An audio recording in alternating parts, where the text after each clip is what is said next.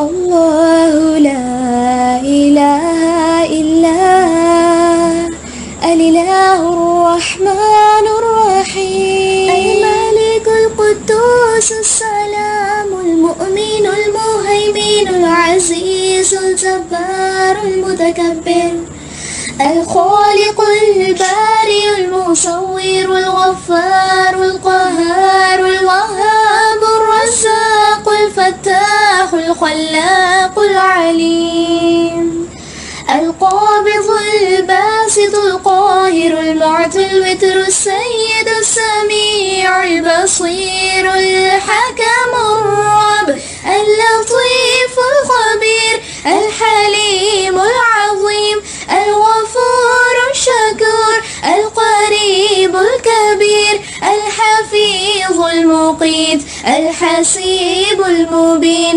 الكريم الرقيب المجيب الرفيق الحكيم الودود المجيد الشافي الشهيد الحق الوكيل القوي المتين الولي الحميد الجميل الأعلى النصير المالك المليك الحي القيوم الحافظ الواحد الأحد الصمد القادر المقتدر المقدم المؤخر الأول الآخر الأكرم الظاهر الباطن الواسع المتعال البر التواب الديان العفو الرؤوف الجواد المنان الطيب الغني الحفي العلي الستير القدير المولى المحسن الوارث المحيط الصبور. اللهم إنا نسألك إيمانا كاملا ويقينا صادقا وقلبا خاشعا ولسانا ذاكرا وتوبة نصوحا والهداية والتوفيق. اللهم إنا نسألك علما نافعا وعملا صالحا متقبلا لما تحب وترضى ونسألك العافية من كل بلیہ آمین یا رب العالمین. انشاءاللہ تعالی آج ہم اپنے درس کا آغاز کرتے ہیں اللہ تعالیٰ کے خوبصورت نام الرؤوف سے. یہ نام قرآن میں 11 مقامات پر آیا ہے اور ان میں سے 9 مقامات پر یہ رحیم کے ساتھ آیا ہے، رؤوف الرحیم. الرؤوف یہ فعول کے وزن پر مبالغے کا صیغہ ہے. اسم الفاعل اس کا رائف بنتا ہے. را حمزہ فا اس کا روٹ ورڈ ہے. اس میں رحمت کا مطلب پایا جاتا ہے، لیکن رحمت سے زیادہ ہے اپنے معنوں میں، وسعت زیادہ ہے اس کے اندر. یہ دل کی شدید خیرخواہی اور نرمی اور محبت کا ایک مظہر ہے، رافت کا ہونا. تو الرؤوف کو اگر ہم سمجھنا چاہیں تو 3 ہیڈنگز کے انڈر ہم اس کو سمجھ سکتے ہیں. نمبر 1، یدفع السوء عن عبادہ، اپنے بندوں سے برائی کو دور کرنے والا. جیسے ہم کہیں prevention is better than cure, تو یہ پریونٹ کرنے والا یہ الرؤوف ہے. اس سے پہلے کہ نقصان پہنچے اس کا توڑ کر لیا جائے. تو یدفع السوء عن عبادہ. نمبر 2، یجلب لہم الخیر، کہ ان کے لیے خیر چاہتا ہے. نمبر 3، یحفظہم. الرؤوف وہ ہے جو کہ بندوں کی، اپنی مخلوق کی حفاظت کرتا ہے. یعنی اس کے اندر حفیظ کا مطلب بھی پایا جاتا ہے اور اس کے اندر رحیم کا، رحمان کا مطلب بھی پایا جاتا ہے. تو الرؤوف دراصل مخلوقات کو پریونٹ کرتا ہے کہ برائی میں یا ہلاکت میں نہ پڑیں. یعنی الرؤوف کے اندر ایک وقایا کا مطلب موجود ہے، بچاؤ کا. مصیبت میں نہ پڑے انسان، خاص طور پہ گناہوں کی مصیبت میں نہ پڑے. تو ابھی رؤوف اور رحیم کو اگر ہم دیکھیں تو رؤوف کیا ہے کہ اللہ تعالیٰ کی وہ شان کہ بندہ مشکل میں، مصیبت میں پڑے ہی نہ. اور الرحیم سمجھیں کہ علاج ہے، کیور ہے. تو اگر الرؤوف پریونشن ہے تو الرحیم جو ہے وہ کیور ہے، علاج ہے. جب مشکل میں پڑی گیا، مصیبت میں پڑی گیا، تو اب رحم کے ذریعے اس کا علاج کیا جائے گا. چلیے مثال سے اگر ہم سمجھیں کہ شدید سردی ہے اور کوئی ہم سے کہتا ہے کہ دیکھو سردی بہت ہے، سویٹر پہن کے جاؤ، تو اس نے ہم کو وارن کر دیا، ہم کو ایک مشکل سے بچانے کے لیے اس نے ہمیں مشورہ دے دیا، یہ رافت ہے۔ تو آغاز رؤوف کی طرف سے ہوتا ہے۔ رافت کا آغاز جو اس کا منبع ہے اور سرچشمہ ہے وہ رحم کرنے والی کی ذات ہے، رؤوف کی ذات ہے، کہ پہلے اس نے آغاز کیا، اس نے کہا دیکھو سردی بہت ہے، بغیر سویٹر کے نہیں جانا، سویٹر پہن کے جاؤ۔ اب اگر کسی نے بات نہیں مانی، سویٹر نہیں پہنا اور اس کو سردی لگ گئی اور پھر بخار چڑھ گیا، تو پھر اب کیا ہے، کون سی صفت کک ان کر جائے گی؟ رحیم والی۔ اب اس پر رحم آئے گا، اس کا علاج معالجہ کیا جائے گا۔ تو رحم کا آغاز کس سے ہوتا ہے؟ کسی شخص کی تکلیف کو دیکھ کر، یعنی مرحوم کی ضرورت کو دیکھ کر رحمت کی اور احسان کیا۔ اور رافت کا آغاز کس سے ہوتا ہے؟ یہ تو الرؤوف کی اپنی ذات سے ہوتا ہے۔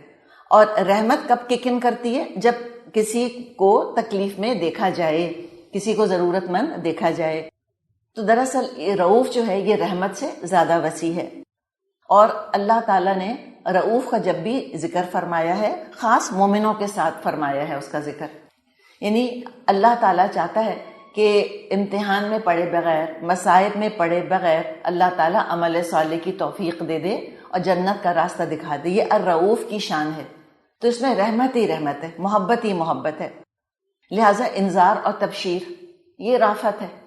اچھا، یاد ہوگا آپ کو کہ جب ہم نے رحمان اور رحیم کی بات کی تھی تو ہم نے پھر رحیم کی مختلف قسمیں بھی دیکھی تھیں، یعنی رحمت کی اور رحیم کی رحمت کی مختلف قسمیں دیکھی تھیں کہ بعض دفعہ زحمت بھی رحمت کی سواری بن کر آتی ہے، رائٹ؟ رؤوف کے اندر بہت رحمت ہے۔ تو اللہ تعالیٰ انذار کرتا ہے، اللہ تعالیٰ تبشیر کرتا ہے، یہ سب اللہ تعالیٰ کی دراصل شان کون سی ہے؟ الرؤوف والی شان ہے۔ سورۃ آل عمران نمبر 30 میں آتا ہے وَيُحَذِّرُكُمُ اللَّهُ نَفْسَهُ، اللہ تم کو اپنے آپ سے ڈراتا ہے، وَاللَّهُ رَءُوفٌ بِالْعِبَادِ، اور اللہ تعالیٰ اپنے بندوں پر بڑا مہربان ہے۔ چونکہ اللہ اپنے بندوں پر مہربان ہے اس لیے وہ ان کو ڈراتا ہے۔ وَيُحَذِّرُكُمُ اللَّهُ نَفْسَهُ وَاللَّهُ رَءُوفٌ بِالْعِبَادِ، اللہ وارن کرتا ہے، پریونٹ کرتا ہے کہ گناہوں میں مت پڑو، تو لہٰذا امر بالمعروف نہی عن المنکر سب الرؤوف کی رافت ہے، یہ اس کی رافت ہے۔ سورہ حدید میں اللہ تعالیٰ فرماتا ہے هو الذی ينزل علی عبدہ آیات بینات، وہی تو ہے اللہ جس نے اپنے بندے پر روشن آیات نازل کی، لیخرجکم من الظلمات الی النور، تاکہ وہ ان کو اندھیروں سے، کئی اندھیروں سے نکالے نور کی طرف۔ یعنی کیوں قرآن نازل کیا؟ کیوں اللہ تعالیٰ نے شریعت عطا کی؟ فرمایا وَإِنَّ اللَّهَ بِكُمْ لَرَءُوفٌ رَحِيمٌ، اور یقیناً اللہ تم پر البتہ رؤوف اور رحیم ہے، اس لیے اس نے شریعت نازل کی ہے۔ تو الرؤوف خیر خواہی کرنے والا، نصیحت کرنے والا۔ تو اس میں سختی کا اور آزمائش کا پہلو نہیں ہے الرؤوف کے اندر۔ اس میں سمپل کیا ہے کہ الرؤوف پر توکل کیا جائے اور اس پر ٹرسٹ اعتماد کیا جائے اور اس کی بات مان لی جائے۔ وہ سویٹر والی بات، سویٹر پہننے میں کیا سختی ہے؟ کوئی بھی سختی نہیں ہے۔ اسی طرح الرؤوف کی آفت ہے، اس نے کہا شراب مت پیو، شراب نہ پینے میں کون سی سختی ہے؟ کوئی بھی سختی نہیں ہے۔ لیکن کوئی شراب پی لیتا ہے اگر اور پکڑا جاتا ہے اور گواہ مل جاتے ہیں تو پھر حد جاری ہوگی اس کے اوپر۔ جی ہاں، یہ اللہ تعالیٰ کی رحمت ہے ایک طرح سے۔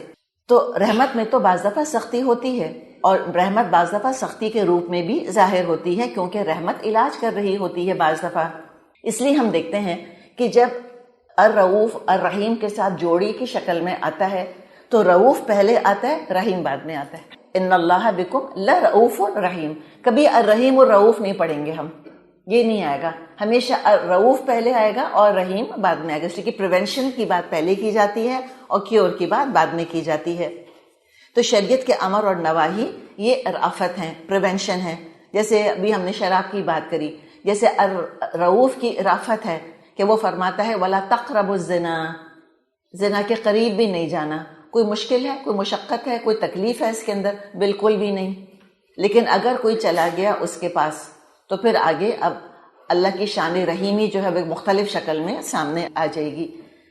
تو شریعت کے جو اوامر اور نہیں ہے کہ یہ کرو یہ مت کرو، یہ سب رافت ہے۔ اور جو شریعت کی سزائیں ہیں یہ ساری کی ساری رحمت ہیں۔ جس کو دنیا میں سزا مل گئی وہ آخرت کے عذاب سے بچ جائے گا، اور جس کو دنیا میں سزا مل گئی تو کیا ہوگا کہ وہ سزا دیکھ کے اور بہت سارے لوگ اس گناہ سے اپنے آپ کو بچانے کی کوشش کریں گے۔ سیرت میں بھی ہم کو واقعات ملتے ہیں۔ ماعز رضی اللہ عنہ ایک صحابی تھے، ان سے زنا کا ارتکاب ہو گیا اور انہوں نے خود آ کر اپنے آپ کو سزا کے لیے پیش کیا اور بار بار پیش کیا۔ آپ صلی اللہ علیہ وسلم چاہتے تھے کہ ان کو سزا نہ ملے، لیکن کہا انہوں نے کہ نہیں، آپ مجھ کو رجم کی سزا دیجئے، تو ان کو وہ سزا دے دی گئی۔ تو ماعز کی سزا کے بعد آپ صلی اللہ علیہ وسلم نے فرمایا تھا، ماعز نے ایسی توبہ کی ہے کہ اگر سب لوگوں پر تقسیم کر دی جائے تو ان سب کے لیے کافی ہو جائے گی، یعنی اللہ تعالیٰ نے ان کو بخش دیا آخرت میں۔ تو سزا بہت سخت ہے، لہٰذا ممکن ہے کہ لوگوں کے دلوں میں خیال آئے کہ ان کو سزا سے بچا لیا جائے، تو لہٰذا فرمایا اللہ تعالیٰ نے، دیکھو الزانیۃ والزانی، زانی عورت اور زانی مرد، فجلدوا کل واحد منہما 100 جلدہ، ان میں سے ہر ایک کو 100 کوڑے لگاؤ۔ پہلے کیا کہا تھا؟ ولا تقربوا الزنا، یہ رافت تھی، کوئی تکلیف نہیں، کوئی سزا نہیں، کوئی پریشانی نہیں، لیکن اب کسی نے اللہ کی شان رعوفی کو قبول نہیں کیا اور کر بیٹھا۔ اب کیا ہوگا؟ اب شان رحیمی ککن کر جائے گی، اور اب یہ رحمت جو ہے یہ تکلیف کی شکل میں پہنچ رہی ہے۔ اور کیا کہا کہ ہر ایک کو 100 کوڑے لگاؤ، مرد ہو یا عورت، اور مسلمانوں سے پہلے ہی کہہ دیا، دیکھو وَلَا تَأْخُذْكُمْ بِهِمَا رَأْفَةٌ فِي دِينِ اللَّهِ، رأفتن لا تاخذکم بہما رأفتن فی دین اللہ، اور دیکھو تمہارے دل میں ان دونوں کے لیے رافت نہیں آنی چاہیے، ان کنتم تؤمنون باللہ والیوم الآخر، اگر تم حقیقت میں ایمان رکھنے والے ہو اللہ اور آخرت پر، کہ تم چاہتے ہو کہ اس کو سزا نہ ملے یہاں پر اور آخرت میں جہنم کی سزا یہ بھگتے، تو تم یہ مت کرو۔ یعنی اس وقت اگر رافت کا مظاہرہ ہوگا تو آخرت میں ہو سکتا ہے کہ زانی اللہ کے رحم کا مستحق نہ ہو۔ جیسے کہ اسی سلسلے میں ہمیں ایک اور واقعہ ملتا ہے، ایک زانی عورت کا معاملہ تھا، اس نے اپنا قصور نہیں مانا، شادی شدہ تھی، تو شادی شدہ عورت کا معاملہ یا شادی شدہ مرد کا معاملہ پھر آئی وٹنسز کے حساب سے تو طے نہیں ہوتا، بلکہ قسموں کے ذریعے سے طے کیا جاتا ہے، جس کو کہ لعان کا قانون کہتے ہیں۔ تو لگ رہا تھا، اس کے شوہر نے کہا کہ میں نے اپنی آنکھوں سے دیکھا ہے میری بیوی زنا میں ملوث تھی ایک شخص کے ساتھ۔ آپ صلی اللہ علیہ وسلم نے اس کو بہت سمجھایا کہ اپنا قصور اگر ہے تو تم مان لو، لیکن نہیں مانا۔ 3 دفعہ آپ صلی اللہ علیہ وسلم کے سامنے اس نے قسمیں کھائیں، پھر چوتھی دفعہ بھی کھا لی، تو آپ صلی اللہ علیہ وسلم نے اس سے پہلے کہ وہ چوتھی قسم کھاتی اس کو روکا اور کہا کہ دیکھو اگر تم نے یہ قسم بھی کھا لی، تم نے یہ بھی اگر کہہ لیا تو اللہ کے عذاب کو تمہاری قسم واقع کر دے گی، تم پہ اللہ کا عذاب ضرور پڑے گا آخرت میں۔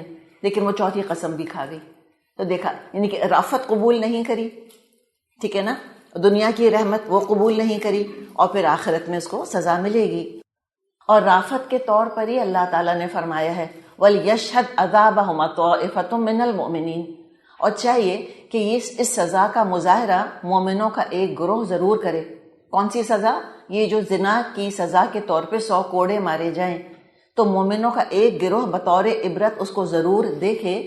سزا کا مشاہدہ کرنے سے لوگوں کو عبرت ہوگی، وہ جا کے اپنے معاشرے کے اندر لوگوں کو بتائیں گے، اور پھر وہ یہ کام نہ خود کریں گے اور نہ کرنے دیں گے، اور ایسا ماحول بنائیں گے جو کہ پریونٹیو ماحول ہوگا۔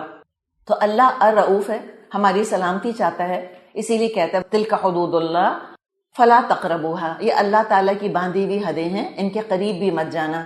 خود آپ صلی اللہ علیہ وسلم انتہائی حرص رکھا کرتے تھے کہ مومن مشکل میں مبتلا نہ ہوں، اس لیے اب دعوت اور تبلیغ کے ذریعے اور واعظ اور نصیحت کے ذریعے ان کو سمجھاتے رہتے تھے۔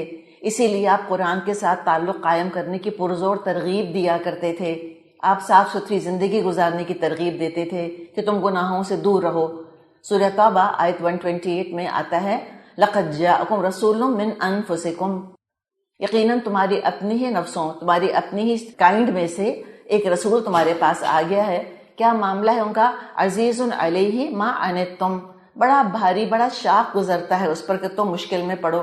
حریص علیکم، بہت زیادہ بھلائی کا فلاح کا حریص ہے تمہارے لیے۔ بالمؤمنین رؤوف رحیم، اور مومنوں پہ بڑا رؤوف اور بڑا رحیم ہے۔ تو یا صلی اللہ علیہ وسلم کے لیے بھی رؤوف کا لفظ آیا ہے۔ اور ہم نے یہ دیکھا کہ سورہ حدید میں اللہ تعالیٰ نے جہاں عیسیٰ علیہ السلام کے سچے ماننے والوں کی تعریف کی ہے، تو وہاں تعریف کے طور پہ فرمایا ہے وَجَعَلْنَا فِي قُلُوبِ الَّذِينَ اتَّبَعُوهُ، اور ہم نے ڈال دی ان لوگوں کے دلوں میں جنہوں نے عیسیٰ علیہ السلام کی سچی پیروی کی، کیا ڈال دی؟ رأفتً ورحمہ، رافت اور رحمت ڈال دی، رافت ڈال دی ان کے اندر۔ لیکن اب انہوں نے کیا کیا کہ اس رافت کو انہوں نے حد سے بڑھا دیا، یعنی کہ انہوں نے اتنا زیادہ پریونٹیو میجرز لینے کا ارادہ کر لیا کہ پھر رہبانیت کا نظام انہوں نے کریٹ کر لیا۔ ان کا کہ اچھا ہم اتنا دور ہٹ جائیں گے گناہوں سے، یعنی اتنی رافت ان کے دل کے اندر آئی کہ کہا کہ بھئی نہ جورو نہ جاتا، اللہ میاں سے ناتا۔ تو اس کے بارے میں اللہ تعالیٰ فرماتا ہے وَرَهْبَانِيَةً ابْتَدَعُوهَا مَا كَتَبْنَاهَا عَلَيْهِمْ، رہبانیت کی بدعت انہوں نے خود ایجاد کر لی، ہم نے ان پر اس کو فرض نہیں کیا تھا۔ تو اللہ تعالیٰ کی شان رافت جو ہے اس حد کو نہیں جاتی کہ تم گناہوں میں پڑ جاؤ گے لہٰذا تم دنیا سے دور رہنا، تم نہ کاروبار کرنا، نہ شادی بیاہ کرنا، اور نہ ہی تم اس دنیا میں کسی قسم کا کوئی اپنا حصہ ڈالنا، تم بس دور کہیں جا کر پہاڑوں پہ یا جنگلوں میں تم جا کے بسیرا ڈال لینا، یہ بھی نہیں کیا۔ تو اللہ کی شان رافت جو ہے وہ بالکل پرفیکٹ بیلنس کے ساتھ کام کر رہی ہوتی ہے۔ انسانوں کا معاملہ یہ ہوتا ہے کہ بعض دفعہ یہ جو رافت کا جذبہ ہے یہ حد سے تجاوز کرنے لگتا ہے، جیسے کہ عیسائیت کے اندر ہوا۔ تو گناہوں سے روکنا رافت ہے اور گناہ معاف کرنا رحمت ہے۔ کانٹا چبھنے یا بخار کے ذریعے سے گناہوں کو معاف کرنا یہ رحمت ہے۔ اچھا، اگلا نام ہم دیکھتے ہیں الحفی۔ ہا فا واو اس کا مادہ ہے حفی۔ اللہ تعالیٰ کے لیے صرف یہ ایک ہی دفعہ قرآن کے اندر آیا ہے، وہ بھی سورہ مریم آیت 47 میں۔ ابراہیم علیہ السلام نے اپنے والد سے بات کرتے ہوئے کہا وَإِنَّهُ كَانَ بِي حَفِيًّا، کہ یقیناً میرا رب مجھ پر بڑا ہی مہربان ہے۔ اور یہ ایک ہی دفعہ نبی اکرم صلی اللہ علیہ وسلم کے لیے بھی آیا ہے۔ سورۃ الاعراف آیت 187 میں مضمون چل رہا ہے کہ یہ مشرکین جو ہیں یہ آپ سے بار بار قیامت کے بارے میں پوچھتے ہیں کہ آخر وہ کب آئے گی۔ تو فرمایا یسألونک کأنک حفی عنہا، اے نبی صلی اللہ علیہ وسلم یہ قیامت کے بارے میں آپ سے اس طرح پوچھتے ہیں جیسے کہ آپ بس قیامت کی کھوج نکالنے کے لیے ہی پیدا کیے گئے ہیں۔ ہا فا واو اس کا روٹ ورڈ ہے حفی کا۔ احفا کا مطلب ہوتا ہے کسی چیز کے بارے میں اہتمام کے ساتھ کوشش کرنا، کسی چیز کا اچھی طرح جاننے والا، اہتمام و مہربانی سے خیال کرنے والا۔ جیسے کہ ابراہیم علیہ السلام کا قول ابھی ہم نے دیکھا کہ انہوں نے اپنے والد سے کہا تھا کہ میں آپ کے لیے اللہ تعالیٰ سے ضرور استغفار کرتا رہوں گا۔ کیوں؟ اس لیے کہ انہ کان بی حفیہ، میرا رب مجھ پہ بڑا ہی مہربان ہے، بڑا اہتمام کر کے میرا خیال کرتا ہے وہ۔ تو اس کے اندر بنیادی طور پہ دیکھا جائے تو الحفی کے اندر 4 معنی آتے ہیں۔ نمبر 1 قریب ہے، نمبر 2 مکرم ہے، کرم کرنے والا ہے، نمبر 3 رحیم ہے، اور نمبر 4 علیم ہے، علیم ہے۔ اور ایک مطلب اور ایڈ کر سکتی ہیں آپ، لطیف، دعاؤں کا قبول کرنے والا بھی ہے۔ اس سے زیادہ ہم اس کے بارے میں اور کچھ نہیں جانتے، الحفی کے بارے میں اس کا مضمون جو ہے یہ مختصر سا ہی ہے۔ اب اگلا اللہ تعالیٰ کا مبارک نام ہم دیکھتے ہیں العلیم۔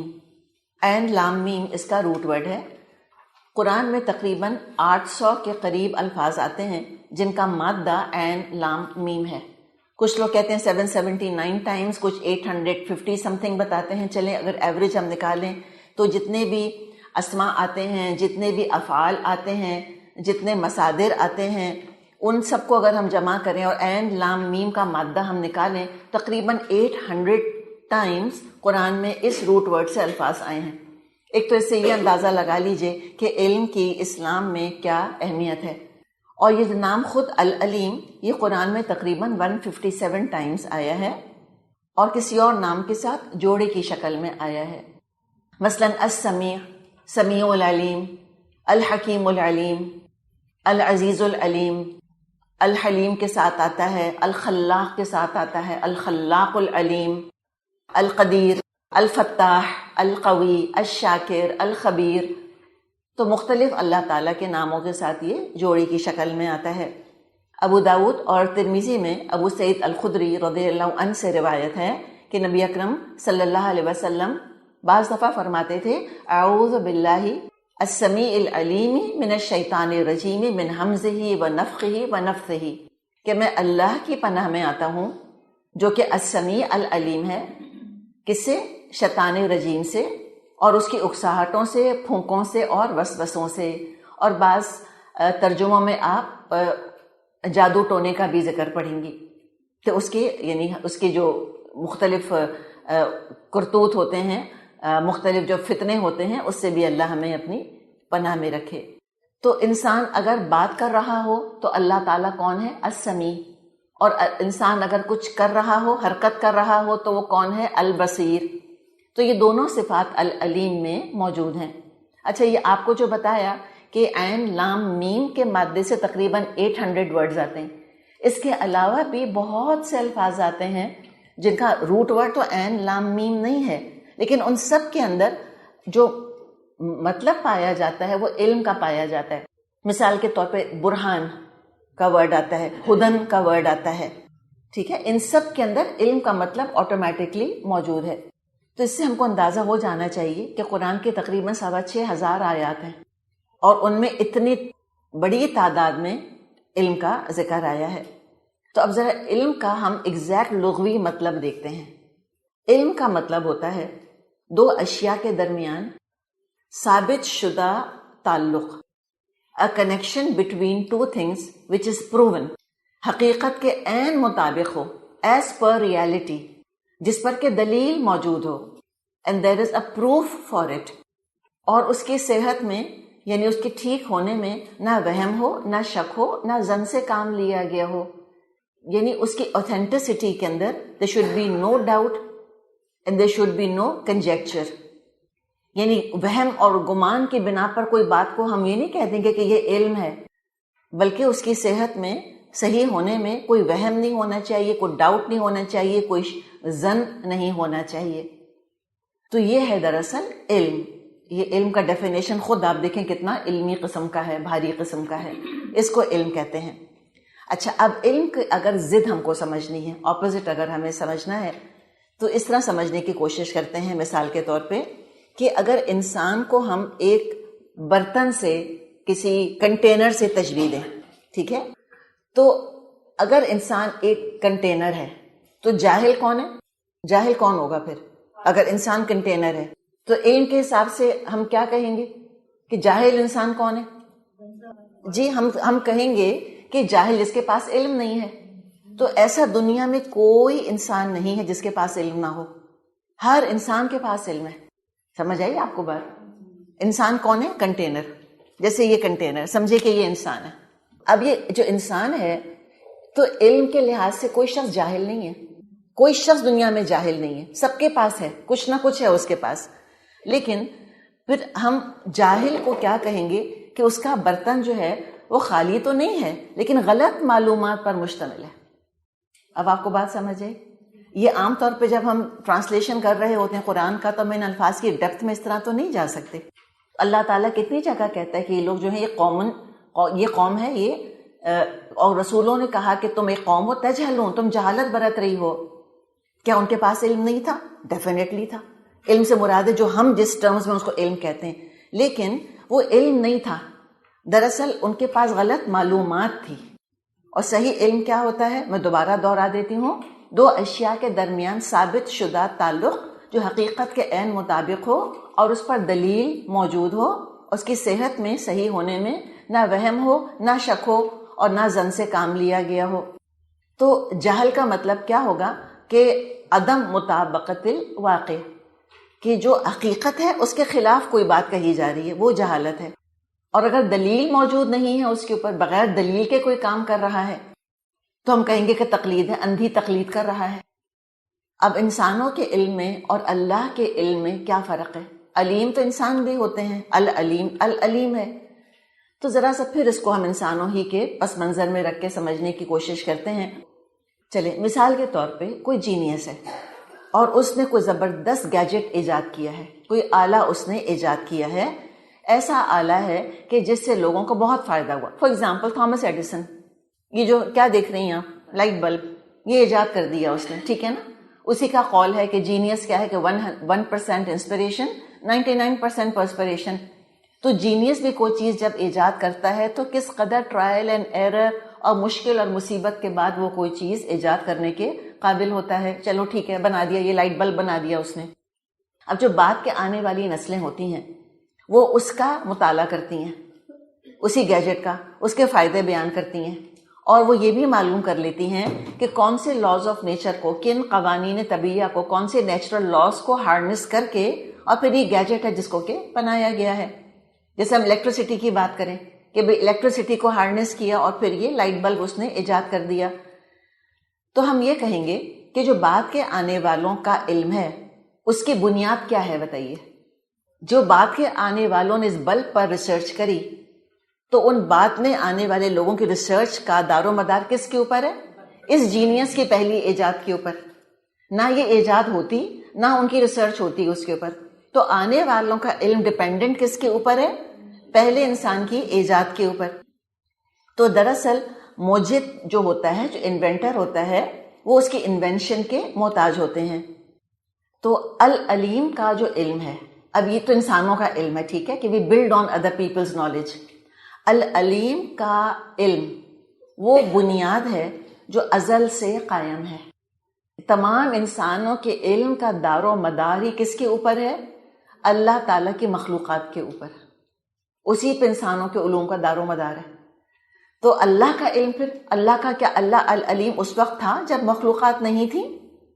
جی ہاں، آپ نے دیکھا یہ ڈفرنس. اللہ تو اس وقت بھی علیم تھا جب کوئی بھی مخلوق نہیں تھی. تو اللہ کا علم کیا ہے؟ العلیم کیسا ہے؟ اللہ سابق للوجود، سابق للوجود، ٹھیک ہے، کہ وجود سے پہلے ہی وہ العلیم تھا.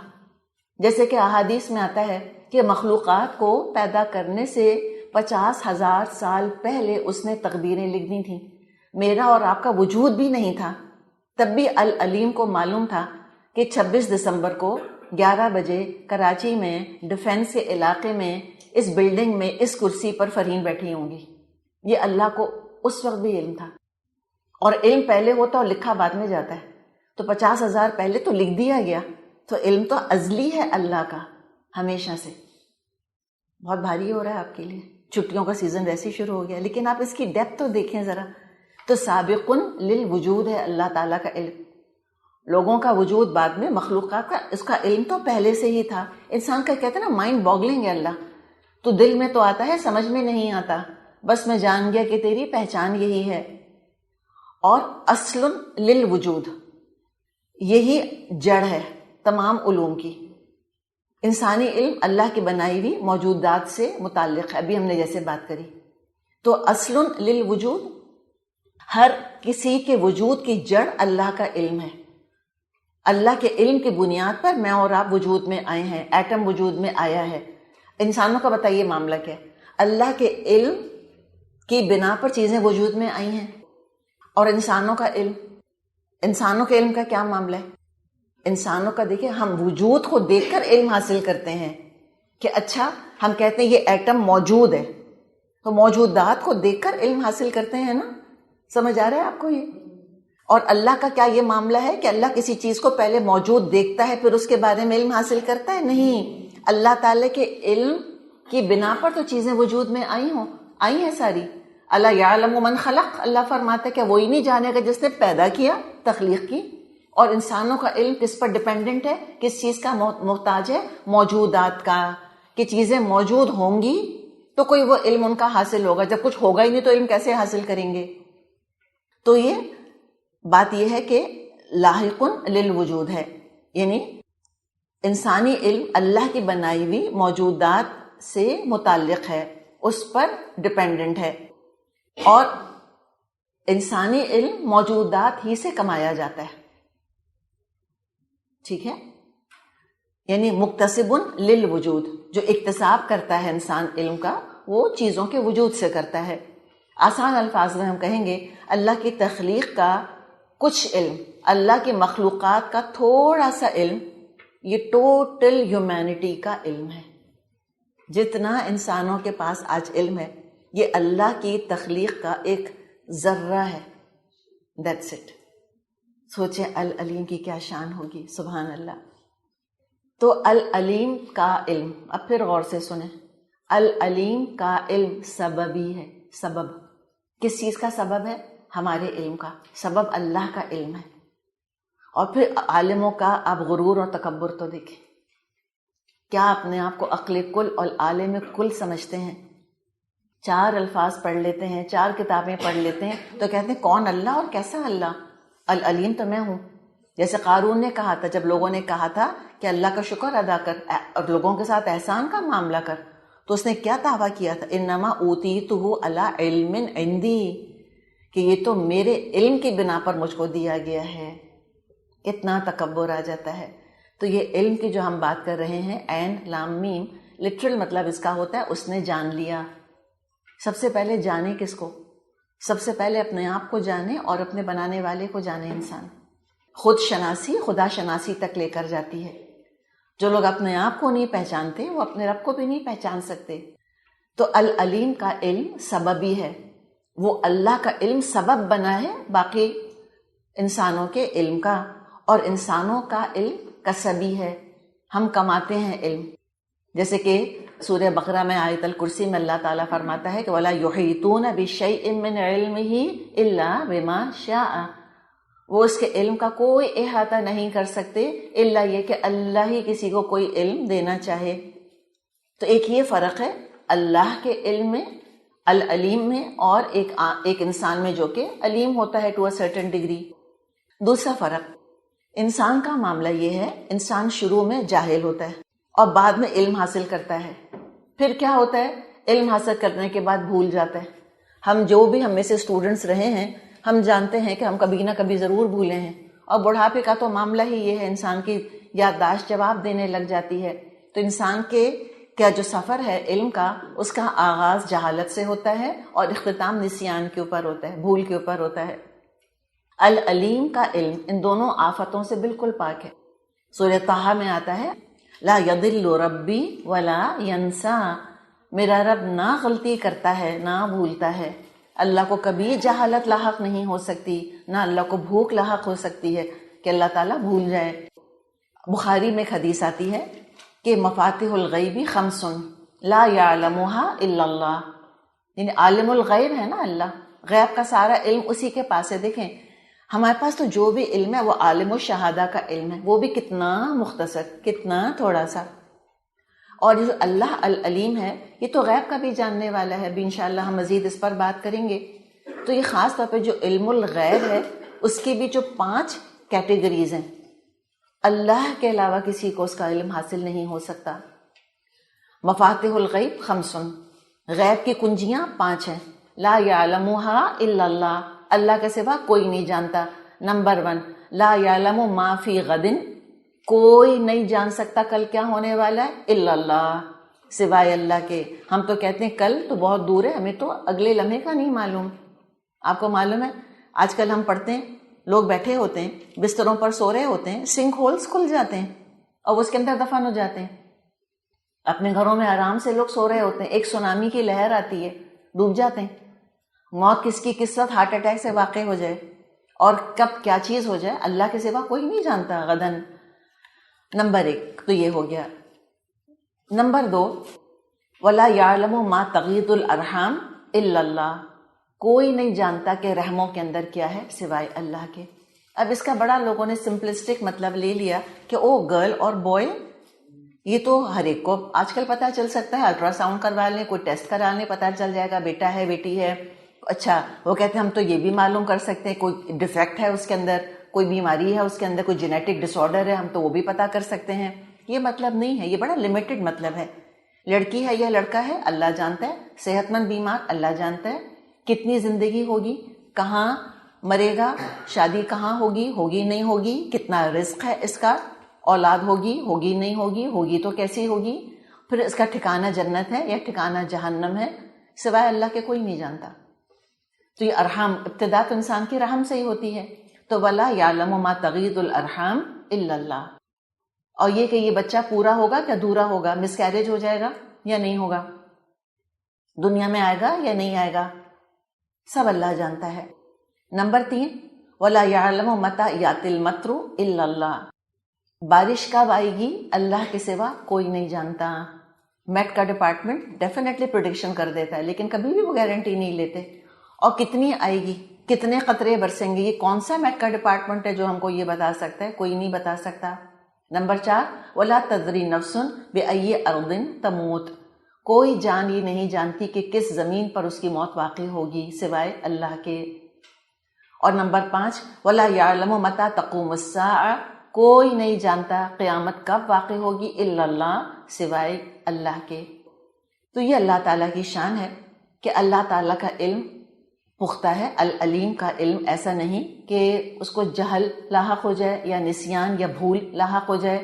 تو not perceived by ignorance nor followed by forgetfulness. Not perceived by ignorance nor followed by forgetfulness.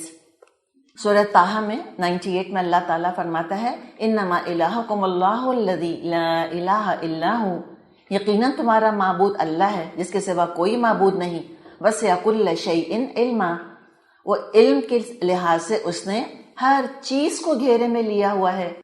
تو اللہ تعالیٰ صفت علم کو اپنی الوہیت کے ساتھ جوڑتا ہے کہ وہ اللہ ہی کیا ہوا جس کو علم ہی نہ ہو۔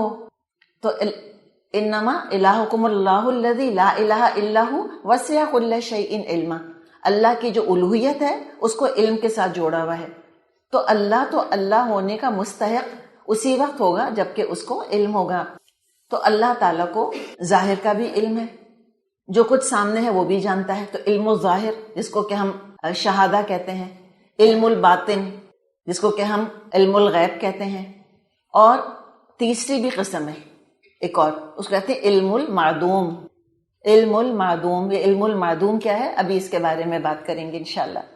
سورۃ الانعام میں آیت 59 میں اللہ تعالیٰ کے علم کی باریکی کو اس طرح سے سمجھایا گیا ہے کہ وَيَعْلَمُ مَا فِي الْبَرِّ وَالْبَحْرِ، وہ جانتا ہے جو خشکی میں ہے اور جو پانی کے اندر ہے۔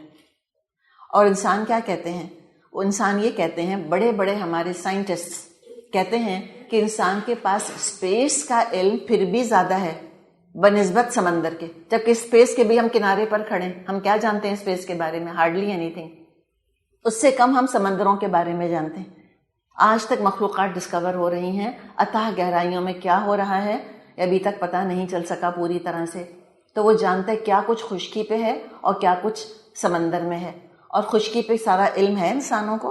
ہمیں اتنا تو پتہ ہے کانٹیننٹس کتنے ہیں، کیا ہمیں معلوم ہے کہ ان کانٹیننٹس میں کتنی ریت ہے اور کتنے ریت کے ذرے ہیں؟ نہیں، اللہ جانتا ہے۔ وَمَا تَسْقُطُ مِن وَرَقَةٍ إِلَّا يَعْلَمُهَا، اور ایسا ہو نہیں سکتا کہ ایک پتا گرے اور اللہ کو پتہ نہ ہو۔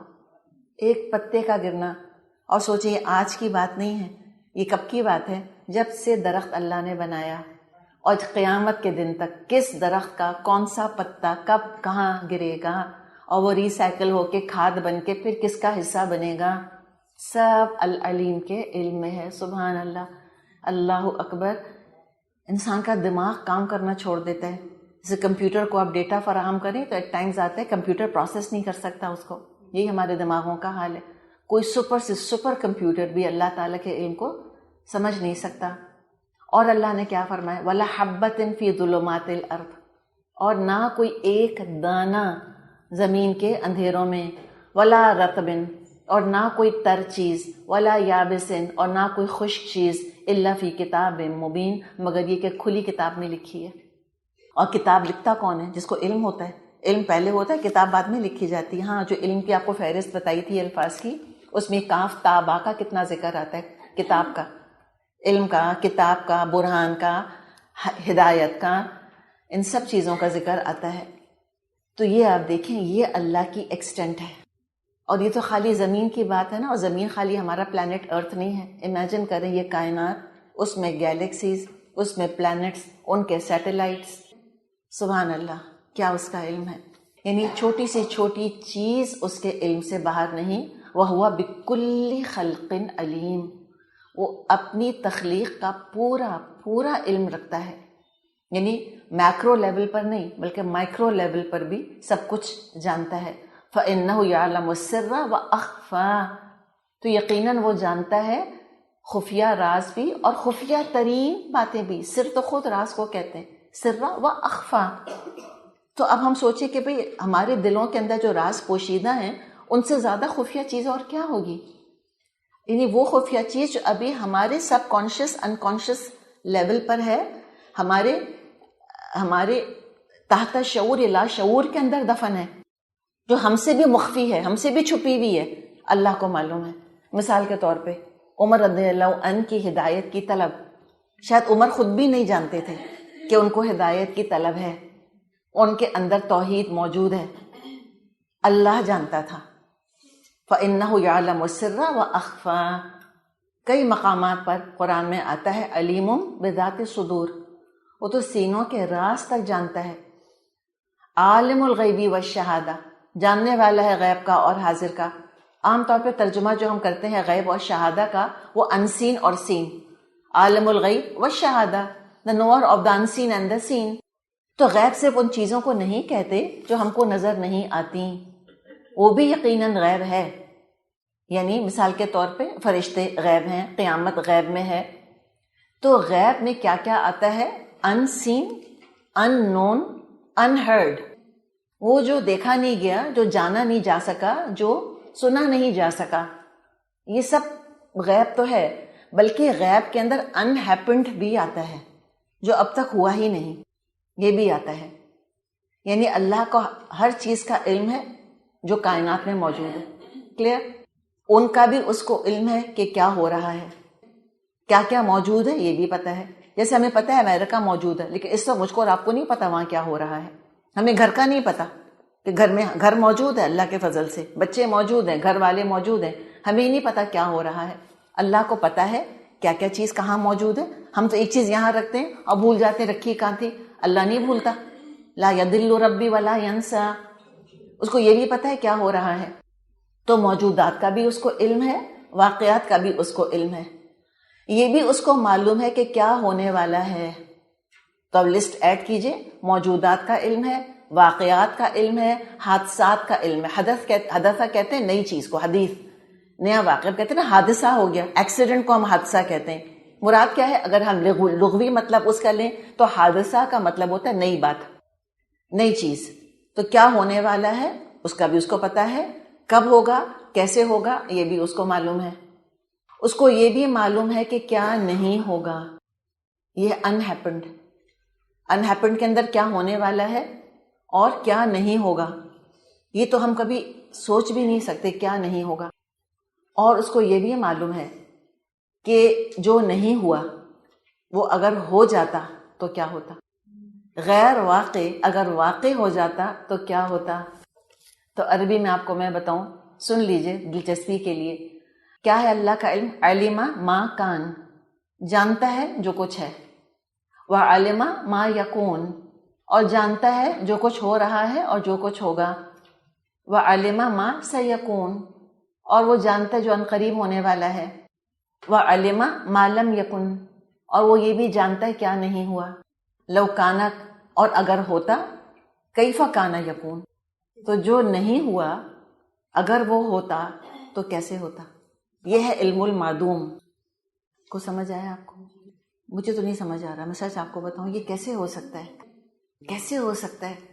تو بس سبحان اللہ ہم کہتے ہیں کہ اللہ ہم تیری تسبیح کر سکتے ہیں صرف.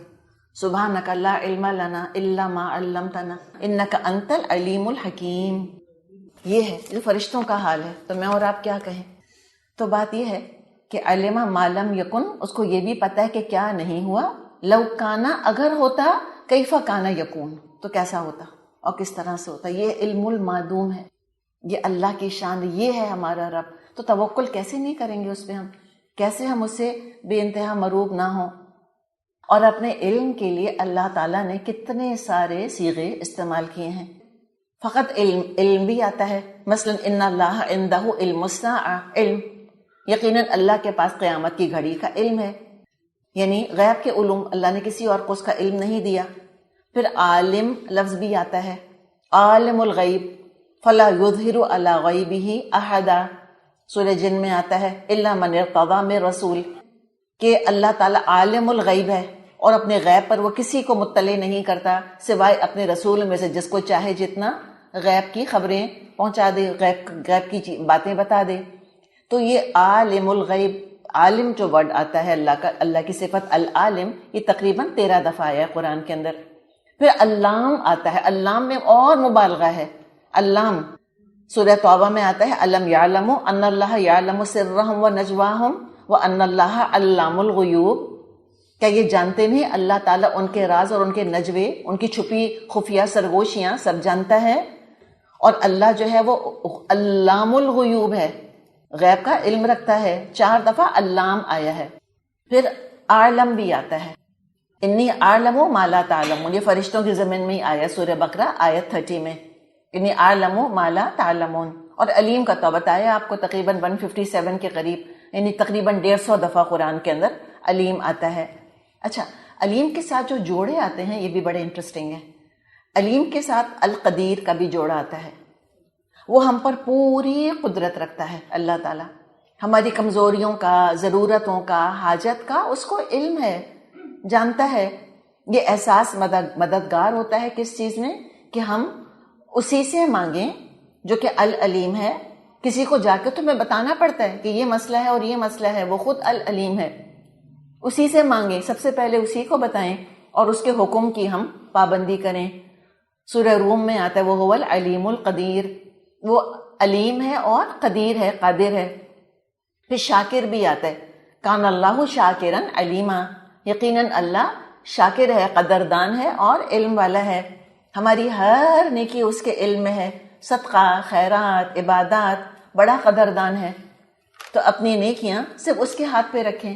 تو یہ شاکرن علیمن سے کیا بہتری آئے گی ہمارے اندر کہ ہم پھر اپنی نیکیوں کا دکھاوا نہیں کریں گے کہ جا کے لوگوں کو بتائیں پکڑ پکڑ کے کہ دیکھو میں نے یہ کیا اور دیکھو میں نے یہ کیا۔ پھر العزیز العلیم بھی آتا ہے، العزیز العلیم، جیسے دیکھیں کنفیوشس تھا، ٹھیک ہے نا، وہ علم تو زبردست تھا اس کے پاس، بڑا ہی عالم تھا، علم تھا، اور بہت سے ایسے لوگ ہوتے ہیں ان کے پاس علم ہوتا ہے لیکن وہ عزیز نہیں ہوتے، غلبہ نہیں ہوتا، اقتدار نہیں ہوتا ان کے پاس، تو اس علم کی روشنی میں بنائے ہوئے قوانین کو وہ نافذ نہیں کر سکتے۔ کنفیوشس نے بڑی بڑی علمی باتیں کریں، بہت اچھی اچھی باتیں کریں، لیکن وہ عزیز نہیں تھا، وہ اپنے اس علم کی روشنی میں جو قوانین اس نے بنائے ان کو امپلیمنٹ نہیں کر سکا۔ تو اللہ کا علم اس کے غلبے کے ساتھ کام کرتا ہے، العزیز ہے اور العلیم ہے۔ فالق الاصباح، پھاڑنے والا ہے صبح کا، وجعل اللیل سکنا، اور رات کو اس نے سکون کا سبب بنا دیا، والشمس والقمر حسبانا، اور سورج اور چاند ایک خاص حساب سے کام کرتے ہیں، ذالک تقدیر العزیز العلیم، یہ العزیز العلیم کا اندازہ ہے، تقدیر اس نے بنائی ہے، العزیز العلیم نے۔ سورۃ الانعام میں 96 میں یہ آتا ہے۔ سورۃ الانعام میں مارکۃ الآراء آیات آئی ہیں اللہ کے علم سے متعلق، تو کسی کو اگر شرک سے بچانا ہے یا کوئی خود شرک سے بچنا چاہتا ہے، سورۃ الانعام سے بڑھ کر کوئی سورت اور نہیں ہے۔ ہر شک شبہ اللہ کے بارے میں دور ہو جائے گا، کوئی اللہ تعالیٰ کے ساتھ کوئی محتاجی، کوئی معذوری، کوئی ہینڈی کیپ اٹیچ کیا ہوا ہے لوگوں کی باتوں میں آ کر، وہ سب انشاءاللہ شکوک شبہات اور ظن دور ہو جائیں گے ہم اگر سورۃ الانعام کا صحیح سے مطالعہ کر لیں۔ پھر اللہ کون ہے؟ الخلاق العلیم آتا ہے، موجودہ تخلیق تو ہے ہی، تو اللہ کا علم صرف موجودہ تخلیق تک محدود نہیں ہے، وہ نئی مخلوقات جو وجود میں ہیں ہی نہیں اس کا بھی وہ علم رکھتا ہے۔ جیسے کہ سورۃ یاسین کے آخر میں آتا ہے اولیس الذی خلق السماوات والارض، کیا ایسا نہیں ہے کہ وہ ہستی جس نے کہ آسمانوں اور زمین کی تخلیق کری، بقادر علی ان یخلق مثلہم، کہ اس بات پہ وہ قادر نہیں ہے کہ ان جیسے اور بنا دے۔ دیکھا، وہ تخلیق جو وجود میں ہے ہی نہیں اس کا بھی اس کو علم ہے۔ بلا، کیوں نہیں، وہو الخلاق العلیم، وہ خلاق ہے، العلیم ہے، بہت بڑا خالق ہے اور وہ علم والا ہے۔ تو انسانوں کی جو علم کی بنیاد ہے، ہم بات کر رہے ہیں اللہ کی تخلیق پر ہے، اور یہ دیکھیں کہ جو چیزیں ابھی تخلیق ہوئی نہیں اس کا بھی اس کو علم ہے، اور اللہ جانے کیا کیا چیزیں اس نے اور بنائی ہوئی ہیں۔ پھر العلیم کے ساتھ الحلیم بھی آتا ہے، حلم۔ عام طور پہ جو علم والے ہوتے ہیں بہت شارٹ ٹیمپرڈ ہو جاتے ہیں، اور جب انسان پہ بہت مشقت پڑتی ہے نا علم حاصل کرنے کی، تو اب دیکھیں کیسے بد مزاج ہوتے ہیں۔ تو جب بہت محنت کبھی کرنی پڑی خود مجھ کو کبھی علم حاصل کرنے میں، اور الحمدللہ اللہ کی توفیق سے، تو جو تھکن ہوتی ہے، بھوک ہوتی ہے، اور جو ٹینشن اور پریشر ہوتا ہے پڑھائی کا، پھر ایگزام کا پریشر آ رہا ہوتا ہے، اس انسان کا مزاج کیسا چڑچڑا ہو جاتا ہے نا. تبھی میں سوچتی تھی کہ اچھا تبھی عالم اتنے چڑچڑے ہوتے ہیں، اتنا پڑھ پڑھ کے نو ونڈر یہ حال ہو جاتا ہے مزاج کا. لیکن وہ علم والا ہے، اس کا علم اس پر بوجھ نہیں ہے، جیسا کہ مجھ پر اور آپ پر ہم پہ بوجھ بن جاتا ہے. الفتاح العلیم بھی آتا ہے. الفتاح وہ جانتا، الفتاح کھولنے والا، اس کو پتا ہے کس کے لیے میں کس رحمت کا کتنا دروازہ کھولوں، اس کو میں کتنا پیسہ دوں، اس کو کتنا رزق دوں، اس کو کتنی صحت، کتنی عمر، کتنی بارش، کتنا کس کو کیا ملنا چاہیے. الفتاح العلیم ہے، اپنے خزانوں کے دروازے دہانے اپنے علم کے ساتھ کھولتا ہے. القوی العلیم ہے. عام طور پہ علم والے جسمانی طور پہ طاقتور نہیں ہوتے، brains and brawns, all brains no brawns. یا تو یہ ہوتا ہے کہ دماغ بہت ہے اور جو دماغی کام ہوتا ہے وہ انسان کو بٹھا دیتا ہے. تو عام طور پہ جو علم والے ہوتے ہیں ان کی صحت بھی اچھی نہیں ہوتی، اوور ویٹ ہو جاتے ہیں اور بیماریاں ہو جاتی ہیں، قوت نہیں رہتی. اور جو اپنے مسلز بنانے میں، ایکسرسائز کرنے میں لگے رہتے ہیں، وہ عام طور پہ علم نہیں ہوتا ان کے پاس. لیکن اللہ القوی اور العلیم ہے، اور الحکیم العلیم ہے. وہ اپنا علم حکمت کے ساتھ استعمال کرتا ہے. بعض دفعہ علم تو آ جاتا ہے ہمارے پاس، ہم کلیور تو بہت ہو جاتے ہیں لیکن ہم وائز نہیں بنتے. تو کلیور ہونا یہ خالی یہ علم کی ایک ہی شاخ ہے.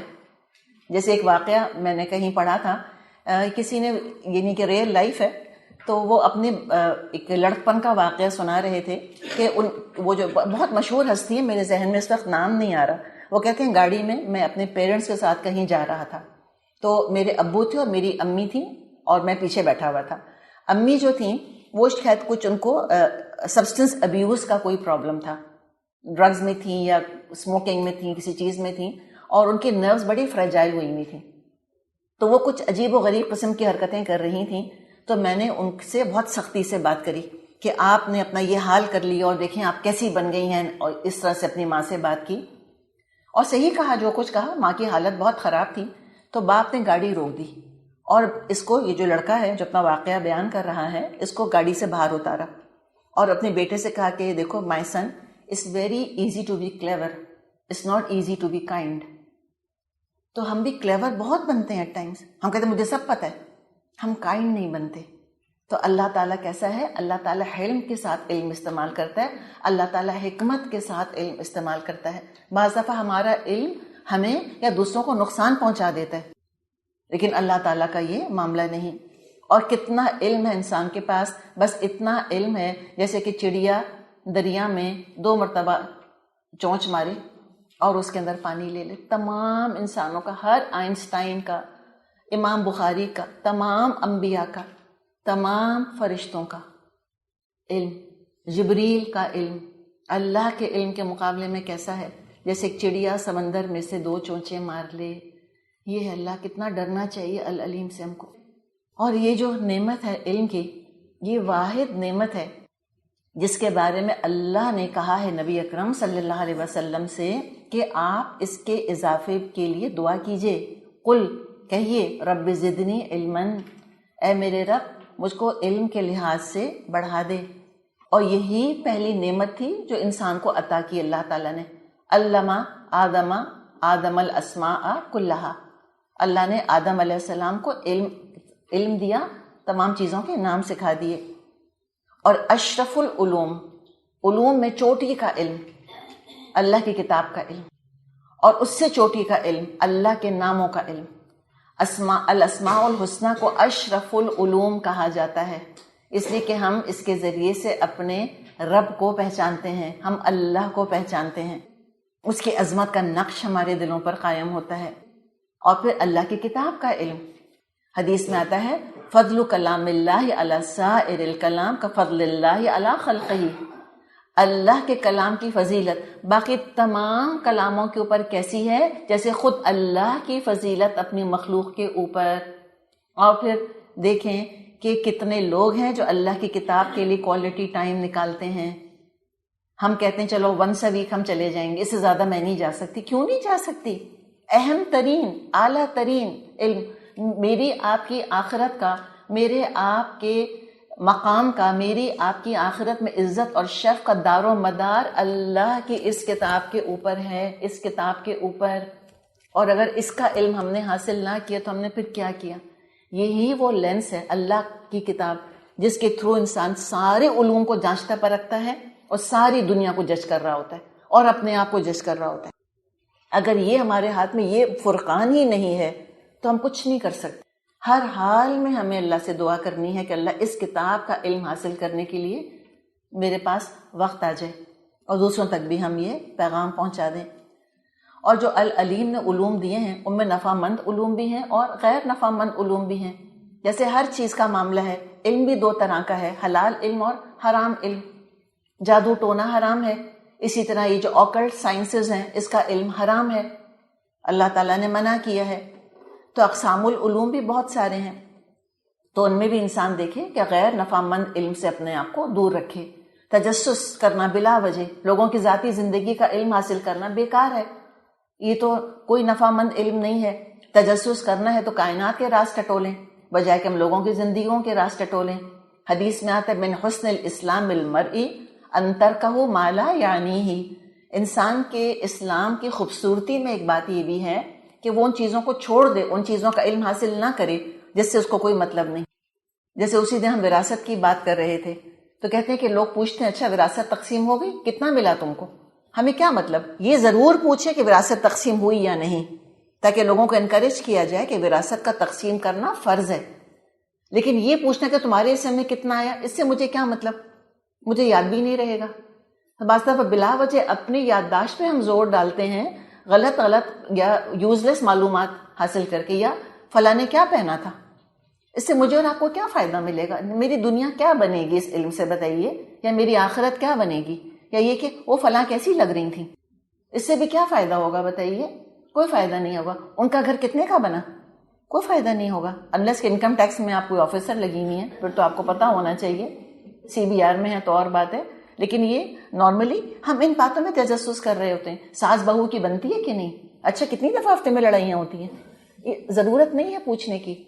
تو لہٰذا یہ ایک تو غیر نافع علم ہے، یہ جیسی مثالیں آپ کو دیں، اور ایک تو ایبسولوٹ حرام ہے. تو جیسے علم اعمال ہوتے ہیں شریعت میں، کچھ فرائض ہیں، کچھ چیزیں مباح ہیں، کچھ چیزیں مکروہ ہیں اور کچھ چیزیں حرام ہیں.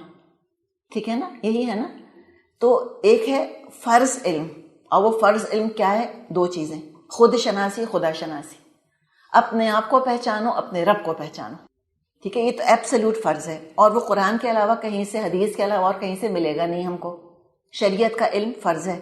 کسی کے پاس اگر پیسہ ہے، زکوٰۃ کا علم فرض ہے اس کے لیے. کوئی شخص کاروبار کرتا ہے، اس کے اوپر فرض ہے کہ وہ کاروباری معاملات کے بارے میں جانے اچھی طرح سے. تو ایک یہ معاملہ ہو گیا. پھر مباح چیزیں، ظاہر اپنے دنیا کا کاروبار چلانے کے لیے پیشے ہیں، یہ مباح ہے، اور یہ بعض دفعہ ان کی اہمیت بہت زیادہ، بعض دفعہ کیا مباح علوم کے اندر میں میڈیسن کا علم ہے، انجینئرنگ کا علم ہے، جو انسان کا معاشرہ چلانے کے لیے چیزیں ضروری ہیں. لاء ہے، قانون ہے، عدالت ہے، سیاست ہے، یہ سب چیزیں ان کا علم یہ تو مباح ہے، ضرور ہونا چاہیے. پھر مکروہ، جیسے بھی آپ کے سامنے کچھ مثالیں رکھی چھوٹی چھوٹی، کسی کی ذاتی زندگی میں تجسس کرنا. اور ایک حرام ہے، ایبسولوٹ حرام، جو کہ جادو ٹونا ہے، ہاتھ کی لکیروں کا علم، ٹیرو لیوز، اس قسم کی چیزوں میں پڑھنا، اوکلٹ سائنسز جس کو کہ ہم کہتے ہیں. اور یہ چیزیں ایکچولی کیا ہیں؟ یہ اوکلٹ سائنسز، اس میں لوگ غیب جاننے کا دعویٰ کرتے ہیں، اور جس نے غیب جاننے کا دعویٰ کیا اس نے جھوٹ بولا. بالکل جھوٹ کہتا ہے کوئی شخص اگر یہ کہے کہ میں غیب کا معاملہ جانتا ہوں. آپ صلی اللہ علیہ وسلم نے فرمایا من اتا عرافن او کاہنن فصدقہ، جو کسی عراف کے پاس آئے، عراف کے ڈیوائننگ ایروز کے تھرو، جیسے فال نکلوانا جس کو ہم کہتے ہیں، اور کاہن نجومی ٹائپ قسم کے لوگ جو ہاتھ دیکھتے ہیں یا کہتے ہیں شکل دیکھ کے ہم بتا دیں گے کہ کل کیا ہونے والا ہے وغیرہ وغیرہ، یا لوگ کہتے ہیں میری فلاں چیز چوری ہو گئی، وہ بتا دیں گے کہ کس نے میری چیز چرائی ہے. یعنی خالی وہ شکل دیکھ کے یا انگوٹھے میں کوئی چیز نظر آ جائے گی، ان کو اس قسم کی باتیں سنتے ہیں، سب جھوٹ ہے. اور جس نے جو کسی کے پاس گیا، ایسے شخص کے پاس جو ایسی حرکتیں کرتا ہے، اور پھر اس کے کہے کی تصدیق کری، ہاروسکوپس فار ایگزامپل، کل کیا ہونے والا ہے آپ کے ساتھ، یا ستارے کیا کہتے ہیں آپ کے بارے میں، تو جو گیا ایسے انسان کے پاس ایسی چیز پڑی، فصدقہ بما یقول، اور جو کچھ کہہ رہا ہے اس کی تصدیق کری، تو آپ نے فرمایا فقط کفر بما انزل علی محمد، تو اس نے محمد پر نازل ہونے والی تعلیمات کا کفر کیا. تو ان چیزوں سے کوسوں میل بھاگنا چاہیے انسان کو دور. اور علم جیسے ہم کہہ رہے ہیں قرآن، اور قرآن کی پھر آپ شان دیکھیں. قرآن اپنی آیات کو نہ جملہ کہتا ہے نہ ورس کہتا ہے. ہم لفظ کیا استعمال کرتے ہیں؟ قرآن کی آیت. تو آیت کیا ہے؟ آیت کا لفظی مطلب ہوتا ہے نشانی. ہر آیت اللہ کے علم کی نشانی ہے. دیکھیں یہ قرآن کب نازل ہوا زمین پر؟ 1450 سال پہلے تقریباً. ٹھیک ہے، اس میں وہ واقعات آئے ہیں جو کہ مکے میں ہوئے. کچھ مشرکین کے اقوال جو انہوں نے آپس میں باتیں کری تھیں وہ اس کے اندر موجود ہیں. پھر بدر کا قصہ، احد کا قصہ. اور یہ اللہ تعالیٰ نے قرآن کب، اللہ تعالیٰ کا یہ علم ہے قرآن، ٹھیک ہے نا، ازلی ہے. اللہ کو ازل سے پتا تھا کہ مدینے میں اس تاریخ کو بدر پیش آئے گی، اس تاریخ کو احد پیش آئے گی، اس وقت کون کیا کہے گا، سب اس کو معلوم تھا. تو یہ ہے کہ اللہ کو معلوم تھا کون کب کیا کہے گا. قرآن نے کوٹ کیا ہے ان کو باقاعدہ کہ مومن آل فرعون کے دربار میں کھڑے ہو کے یہ تقریر کرے گا. اللہ کو معلوم تھا، اللہ نے قرآن میں لکھ دیا. اور یہ حیرت کی بات ہے کہ بعض ایسے اسکالرز، ایسے فلاسفرز رہے ہیں، اور بدقسمتی سے اسلام میں بھی کچھ ایسے اسکالرز، فلاسفرز پیدا ہوئے کہ جنہوں نے یہ کہا کہ اللہ تعالیٰ کو کلیات کا علم ہے، جزیات کا علم نہیں ہے. یعنی اللہ تعالیٰ کو میکرو نالج ہے، مائکرو چیزوں کی نالج نہیں ہے. یہ ان کا خیال تھا. تو یہ سوچیں ذرا کہ یہ اللہ کے بارے میں تصور رکھنا، تو اللہ کو کیا سمجھتے ہیں پھر؟ وہی والی بات کہ اللہ یعلم من خلق، جس نے تخلیق کیا ہے وہی نہ جانے گا. کوئی جا کے اسٹیو جاب سے کہتا کہ تم جو ہے وہ یہ آئی فون کے بارے میں نہیں جانتے، کتنی بڑی بے عزتی تھی اس کی. اور کسی اللہ کے لیے یہ کہنا کہ جس نے ذرہ ذرہ بنایا، جس نے کہ ہمارے انزائمز اور ہمارے ہارمونز بنائے، جس نے ہماری وائرنگ کی ہے برین کی، وہی نہ جانے گا کہ ہم کیا سوچتے ہیں. علیم بذات صدور ہے وہ تو. نفسیات اللہ سے بڑھ کے کون جانے گا؟ کون سائیکائٹرسٹ، کون سائیکالوجسٹ مجھ کو اللہ سے بڑھ کر جانتا ہے؟ کوئی نہیں ہو سکتا. تو یہ جو اللہ تعالیٰ کا ہے نام العلیم، ہم دیکھتے ہیں کہ احادیث میں بھی اس کا حوالہ دیا گیا ہے.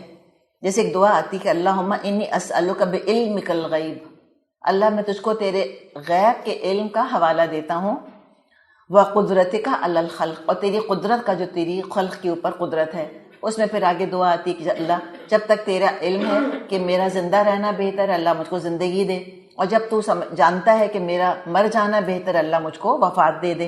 اور پھر دعا استخارہ جو تو مشہور اور معروف ہے کہ اللہم انی استخیرک بعلمک، اللہ میں تجھ سے مشورہ کر رہی ہوں، سوال پوچھتی ہوں، خیر کی طلبگار ہوں اللہ میں تجھ سے تیرے علم کی بنا پر.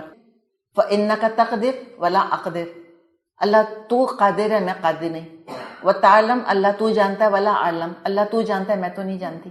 تو یہ ہے دراصل اللہ کے علم کا جو کہ حوالہ دیا جاتا ہے. اور جو علم کے بارے میں احادیث ہیں وہ تو آپ بس پڑھتی رہیں. اور علم حاصل کرنے والوں کی فضیلت کہ کیسے فرشتے پر بچھا دیتے ہیں، کیسے مچھلیاں اور ہوا میں اڑنے والے پرندے عالم کے حق میں استغفار کرتے ہیں. اور عالم کو عابد پر ایسی فضیلت حاصل ہے جیسے کہ چاند کو تاروں پر فضیلت حاصل ہے. اور بعض روایات میں آتا ہے کہ آپ نے فرمایا کہ جیسی مجھ کو تم میں سے ادنا امتی پر فضیلت ہے، ایسی عالم کو عابد پر فضیلت ہے. طلب العلمی فریضۃ، علم حاصل کرنا فرض ہے. اللہ تعالیٰ فرماتا ہے قل هل يستوي الذين يعلمون والذين لا يعلمون، کیا وہ لوگ جو علم رکھتے ہیں اور جو علم نہیں رکھتے کیا برابر ہوں گے؟ ہرگز نہیں. اور علم کی بنا پر اللہ کی معرفت آتی ہے. انما یخشى اللہ من عبادہ العلماء، اللہ سے علماء ہی ڈرتے ہیں صرف. ابھی اللہ کی جو یہ صفت ہے العلیم، کیسے انسان کے دل کے اندر خوف پیدا ہوتا ہے کہ میں کس طرح نماز پڑھ رہی ہوں، کیا کرتی ہوں، سب اللہ تعالیٰ جانتا ہے. اور یہ العلیم سے ملتا جلتا الخبیر ہے. الخبیر، علیم الخبیر، یہ جوڑی بھی آتی ہے. اب اس نام کی طرف آتے ہیں. الخبیر خبرت الارض کہا جاتا ہے. خبرت الارض یعنی شقاقتها، کہ میں نے زمین کو کھودا. تو کھودنے میں آٹومیٹکلی کیا چیز آتی ہے؟ گہرائی. ٹھیک ہے. اچھا، پھر کہا جاتا ہے ناقتن خبرن. ناقتن، ناقہ کہتے ہیں فیمیل اونٹنی کو، مادہ اونٹنی کو، یعنی اونٹنی کو ناقہ کہتے ہیں، فیمیل کیمل، شی کیمل کو. تو ناقتن خبرن کا مطلب ہوتا ہے بہت زیادہ دودھ دینے والی اونٹنی. تو ہمیں یعنی خبیر کا جو روٹ ورڈ ہے خبارہ، اس میں دو چیزیں ملتی ہیں، ایک علم کی گہرائی اور علم کی کثرت، وسعت. الخبیر قرآن میں تقریباً 45 دفعہ آیا ہے، 45 ٹائمز. علیم ہی کے معنوں میں ہے، لیکن اس میں مزید باریکی ہے، نیتوں ارادوں سے باخبر ہونا. لا تدرکہ الابصار وہو یدرک الابصار، نگاہیں اللہ کو نہیں پا سکتی، وہ نگاہوں کو پا لیتا ہے. یہ علم کیا ہے؟ جیسے مثال کے طور پہ آپ کو یہ علم ہے کہ میں آپ کو دیکھ رہی ہوں، یہ تو پتا ہے، لیکن آپ کو یہ تو نہیں پتا میں آپ میں سے ایک ایک کو کس ارادے کس نیت سے دیکھ رہی ہوں، یہ تو آپ کو نہیں پتا. وہو یدرک الابصار، وہ نگاہوں کو پا لیتا ہے کہ جو نگاہ اٹھی کس ارادے سے اٹھی، کس چاہت کس طلب سے اٹھی. وہو اللطیف الخبیر، وہ بڑا لطیف ہے، بڑا خبیر ہے. انسان کی امیجنیشن کی بھی اللہ تعالیٰ کو خبر ہے، جانتا ہے کون سا منظر، کسی کا عمل ہم پر کیا تاثر چھوڑ رہا ہے. یعلم خائنۃ الاعین، وہ نگاہوں کی خیانت بھی جانتا ہے کہ اس نظر سے نامحرم کو دیکھا اور پھر کیا خیانت کری ہے اپنے امیجنیشن میں، کیا فینٹاسائز کیا ہے، یہ بھی وہ جانتا ہے. وما تخفی الصدور، اور جو سینے چھپاتے ہیں وہ بھی وہ جانتا ہے.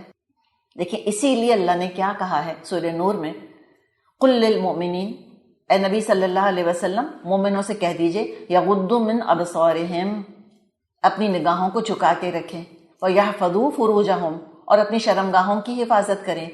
ذالک ازکی لہم، یہ زیادہ پاکیزہ ہے ان کے لیے. ان اللہ، یقیناً اللہ کیا آتا ہے، خبیر بما یصنعون، اللہ خبیر ہے جو وہ فینٹیسائز کر کے وہ بڑی محنت مشقت سے امیجنیشن میں بناتے ہیں. کسی نامحرم عورت کو دیکھ لیا، ایک نظر دیکھی، اس کے بعد ذہن میں ایک مووی بنانی شروع کر دی اور اس میں اس عورت کے ساتھ جو چاہا معاملہ کیا. اللہ وہ بھی دیکھ رہا ہے. یہ ہے گہرائی اس کے اندر. تو ہمارے جو رجحانات ہیں، ہمارے جو ایٹیٹیوڈز ہیں، جو ہمارے انکلینیشنز ہیں، ہمارے انسٹنکٹس ہیں، جو ہماری شہوات ہیں، جو ہمارے ایسپریشنز ہیں، وہ ان سے خوب اچھی طرح واقف. ہمارے لسٹ سے، ہماری خواہشات سے، ہمارے ارادوں سے الخبیر واقف ہے. الا یعلم من خلق، جیسے بھی بتایا آپ کو، وہی نہ جانے گا جس نے تخلیق کیا. وہو اللطیف الخبیر، لطیف ہے اور باخبر ہے. تو ہم یہ بات اچھی طرح جان لیں کہ ہمارا ظاہر باطن اللہ کے سامنے کھلی کتاب کی طرح ہے، کوئی چیز اس سے ہم نہیں چھپا سکتے. اپنے علم کی بنا پر خبر رکھنے والا ہے. اچھا، یہ جو خبرہ لفظ ہے، خبر، یہ مخلوق کی صفت بھی ہوتی ہے، ٹھیک ہے نا. اس خبرہ بھی کہتے ہیں، خبرہ بھی کہتے ہیں. یہ بڑی زبردست ایک صفت ہے. دیکھیں علم کی اس قسم کو خبرہ کہتے ہیں. خبرہ کون سا علم ہے؟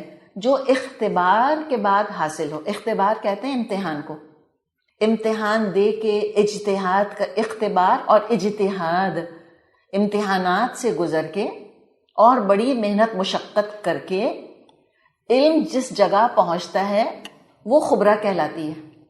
دیکھیں بعض تو انسان کو علوم پیدائش کے ساتھ دے دیے جاتے ہیں، رائٹ. اچھا، وہ اپنی جگہ ہیں. بعض ایسے علوم ہیں جو انسان کے اندر جن کا پوٹینشیل موجود ہوتا ہے اور جن کو ظاہر کرنے کے لیے محنت مشقت تجربہ کرنا ہوتا ہے انسان کو. تو کچھ انسان کے اندر صلاحیتیں، ٹیلنٹس ہیں، کیپیبلٹیز ہیں، موجود ہوتی ہیں. وہ تجربے اور آزمائشوں کے ساتھ کھلتی ہیں. تجربے ہم کرتے ہیں، آزمائشوں سے گزرتے ہیں، امتحانات سے گزرتے ہیں، تب وہ ہماری جو وہ ٹیلنٹس ہیں وہ زیادہ پختہ ہو جاتی ہیں. جیسے اللہ تعالیٰ نے، اچھا اس کو بھی خبرہ کہتے ہیں. تو خبرہ کا سمجھ گئی نا آپ کہ کوئی چیز کو صلاحیت موجود ہے، کسی چیز کا پوٹینشیل موجود ہے، لیکن وہ ابھی ایکچولائز نہیں ہوا اور مختلف مراحل سے گزر کے وہ ایکچولائز ہوتا ہے. ذوالقرنین کے لیے سورہ کہف میں اللہ تعالیٰ نے یہی بات فرمائی ہے. اللہ تعالیٰ نے کتنا ان کا ذکر کیا ہے، ثم اتبع سببا ثم اتبع سببا. اللہ تعالیٰ نے اس کو سب کچھ دیا تھا، اس نے بڑی مہمیں جو ہیں وہ انڈرٹیک کریں، بڑی مہموں پر نکلا. اللہ فرماتا ہے وَقَدْ أَحَطْنَا بِمَا لَدَيْهِ خُبْرًا، ہم نے احاطہ کیا ہوا تھا کہ اس کے پاس کون کون سی صلاحیتیں موجود ہیں. تو اللہ تعالیٰ نے اس کو موقع دیا کہ وہ ان کو ایکسپلائٹ کرے، اپنی صلاحیتوں کو نکھارے. تو یہ ہے دراصل خبرہ.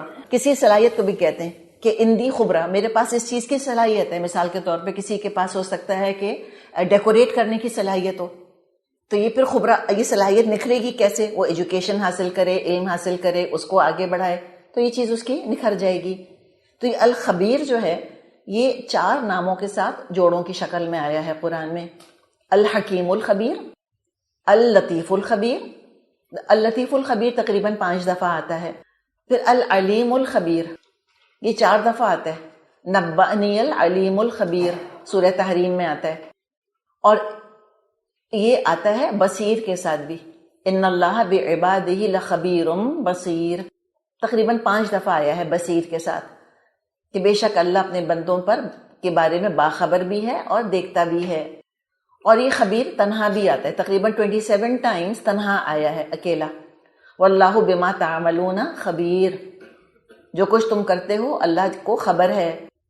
ان اللہ خبیر بما یصنعون، اللہ جانتے جو کچھ کہ وہ بڑی صنعت کے ساتھ. دیکھیں صنعت کس کو کہتے ہیں؟ انڈسٹری کو. انڈسٹری کے اندر کیا لگتا ہے؟ امیجنیشن، محنت، مشقت. تو تم جو بہت محنت مشقت کے ساتھ جو فینٹیسائز کر رہے ہو، امیجن کر رہے ہو، اللہ تعالیٰ جانتا ہے. خبیر بما یصنعون، جو کچھ یہ صنعت محنت سے بنا رہے ہیں دماغوں میں، اللہ کو اس کا علم ہے. چلیے الحمدللہ ہم یہاں تک کرتے ہیں.